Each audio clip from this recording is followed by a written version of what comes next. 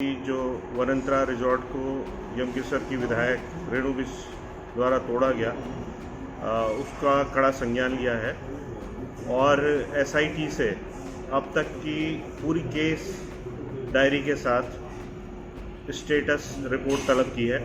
अंकिता हत्याकांड की जांच को लेकर हाईकोर्ट में गुरुवार को पहली सुनवाई हुई। सुनवाई स्थानीय पत्रकार आशुतोष नेगी की याचिका को लेकर हुई, जिसमें कोर्ट ने कई निर्देश दिए हैं। वो निर्देश क्या हैं, आपको बताते हैं।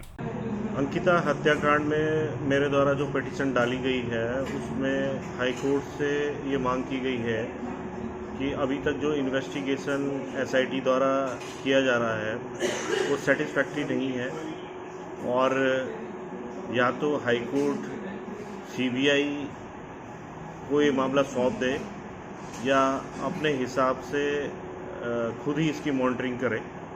कल इसमें सुनवाई हुई थी और जस्टिस संजय मिश्रा की जो एकल पीठ थी, उन्होंने प्राइमा फेसी जो वनंतरा रिजॉर्ट को यमकेसर की विधायक रेणु बिष्ट द्वारा तोड़ा गया, उसका कड़ा संज्ञान लिया है और एसआईटी से अब तक की पूरी केस डायरी के साथ स्टेटस रिपोर्ट तलब की है।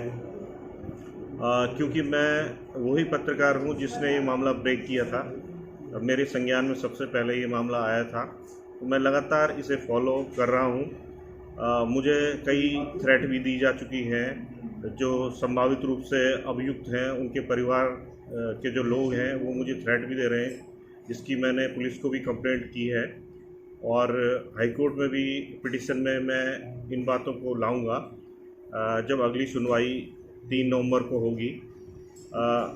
पिटीशन डालने का मकसद ये है कि जिस तरह से हम पत्रकार लोगों ने इस मामले के साक्ष्य पुलिस के सामने प्रस्तुत किए हैं, एसआईटी के सामने प्रस्तुत किए हैं, लेकिन एसआईटी का रोल कहीं ना कहीं संदेह के घेरे में है और कहीं ना कहीं अभियुक्तों को सत्ता पक्ष के नज़दीक होने की वजह से बचाने का प्रयास किया जा रहा है।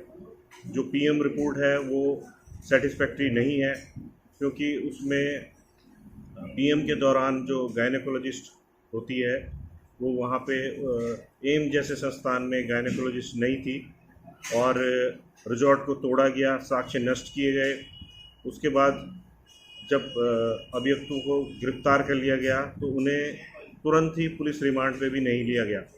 तो इन सब मुद्दों के अलावा अन्य कई साक्ष्य हैं जिन्हें समय आने पर कोर्ट में प्रस्तुत किया जाएगा।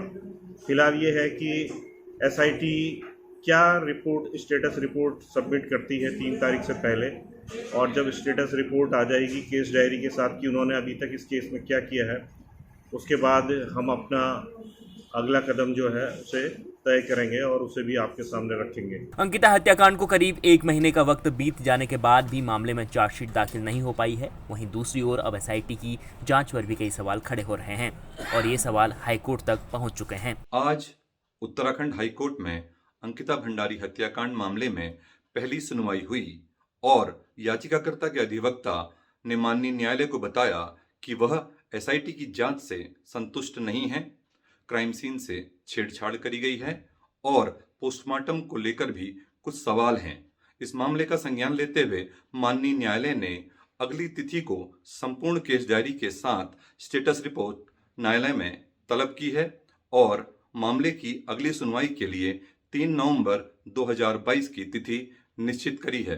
नैनीताल से लीला सिंह बिष्ट, उत्तराखंड तक।